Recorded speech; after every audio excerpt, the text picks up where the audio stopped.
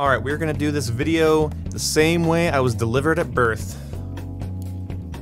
Rough and dirty. Alright, it's official. I'm gonna complain. I don't like Vanguard right now. I just played about 7 or so matches of the new Week 2 beta on my Xbox Series X, and I'm here to tell you, it's horrible. Like, I just had zero fun today. Like, luckily my buddy Jake was there with me, and I was able to joke around with him, and, you know, we could just be our usual racist selves, and it was fun, you know? But genuinely though, there's zero fun to be had in a game that feels this inconsistent. Now, I do want to give applause to Sledgehammer. Thank you so much, and here's that video I use, because I only have one applause video. Thank you so much for fixing the visibility issues. It's been amazing to see who I'm shooting at. Oh, except when stuff like this happens. Yeah, you need to turn all of your smoke and dust and debris, whatever that modifier is on right now in your settings there, Sledgehammer, and you need to take it down to a 1. I know it makes the game immersive and cool, but it makes it miserable and barf-worthy. Also, most of my opinions from the last beta are still here. All of these ammo modifications that increase flinch, that get rid of the penalties for shooting limbs, that, I don't know, catch you on fire or explode in your mouth. Yeah, they need to go. The gusher bullets gotta go. We just need to take all of them and put them in a dumpster somewhere, in a big virtual dumpster. But inconsistency is the name of this review. Honest to God, this is the most inconsistent experience I've had, and I don't want to hear it's just a beta, because obviously you're not helping anybody with that information. That's what I'm reviewing. I'm reviewing the beta. There's no point in saying it's a beta when that's what the thing I'm reviewing. I'm not reviewing the full game here, but currently the game feels inconsistent.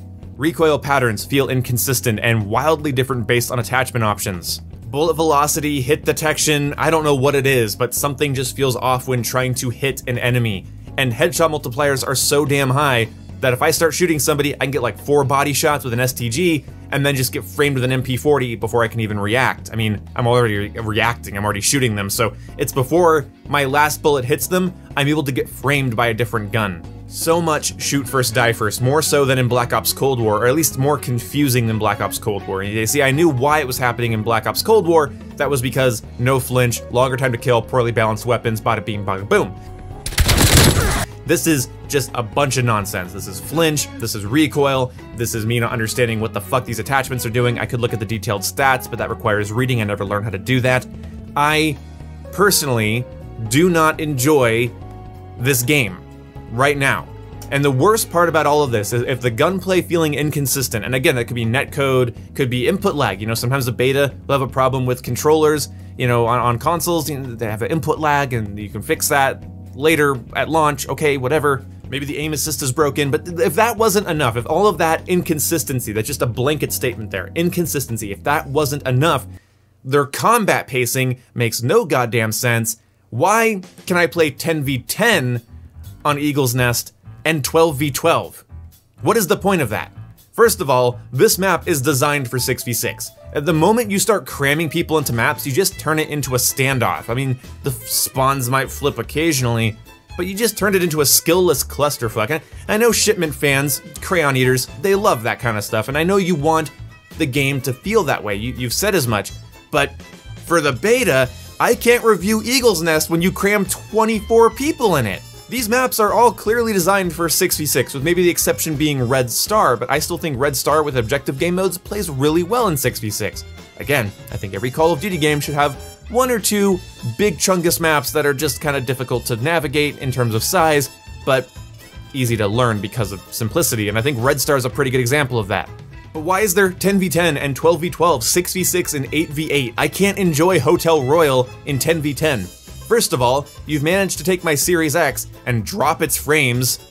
I don't know how you managed to do that. It's a pretty powerful console. I know it's not the most powerful gaming machine in the world, but I shouldn't be having frame rate issues, but maybe it's because you crammed 10 people onto a small, heavily destructible map with lots of particle effects and smoke effects everywhere. You might need to look into that. It completely hurts the experience of the game to turn every map into a this is our side and this is your side complete clusterfucky standoff, where everybody's just on every lane, you can't play the map, you can't flank. I mean, when there's 6 people on the map, and you flank, and you meet half the team, you're meeting 3 people. Okay, you can probably kill 3 people in Call of Duty if you're half decent. If it's 12v12 and you try to go for a flank and try to play the map and weave in and out, you have to fight 6 people. And by the time you do that, there's another 6 people nearby because the map isn't big enough to accommodate that many people anyway, so you're not really gonna only face 6 people, you're just gonna keep facing enemy after enemy. You don't have the ammo for that, you don't have the health for that, and this game has way too high a flinch for that. Seriously, getting shot once takes your fucking iron sights into the sky. It's a nightmare. I do think Call of Duty plays better with a little bit of flinch. You need to feel like your bullets are powerful, and the last thing you want to do is have a DPS meta because you can't flinch a higher DPS user. So if somebody has a high DPS, I don't know, tactical rifle, let's say in Black Ops Cold War, and you start shooting them with a lower DPS assault rifle, you can't knock them off target. So even if you're faster than them, doesn't matter. They can start tanking your bullets and then put one burst into you. That's a bad thing. We don't want that. So a little bit of flinch is okay, but the flinch in this game is not only inconsistent because of the different ammo types, it's wildly too strong anyway. And then also the suppression mechanic slows you down when you're shot at. There are explosive rounds that completely shake your screen, incendiary rounds that damage you when you're around cover, so fighting off multiple people would only work if all of that crap just fucking didn't exist. So cramming a bunch of people into these maps doesn't bloody work, Sledgehammer. And I know what you're saying, well in the full game we'll be able to choose that. I'm not playing the full game, I'm reviewing the beta. And the beta, it's incredibly hard to review the game when I can't leave my spawn, because there are 10 people watching my spawn, and there are 10 people in my spawn just sort of hanging back because they can't push, they can't flank, they can't move up. You can't flank 10 people. Not feasibly, and especially not in this game. You couple that with some inconsistent weapon mechanics, and again, I don't know if it's, again, it could be anything. It could be recoil, bullet velocity, input lag, general latency, the packet bursting issue. It could be anything, it's a beta. I don't know what's making these guns feel so terrible. The aim assist could be just broken and working against me like it was in Cold War when that first came out. I don't very well know. What I do know is that it's my girlfriend and I's 9th, 8th anniversary, one of those years, and I just would rather go hang out with her and go shopping and do cool stuff, so that's what I'm gonna go do. My initial impressions of Weekend 2 can be summarized very simply with a hearty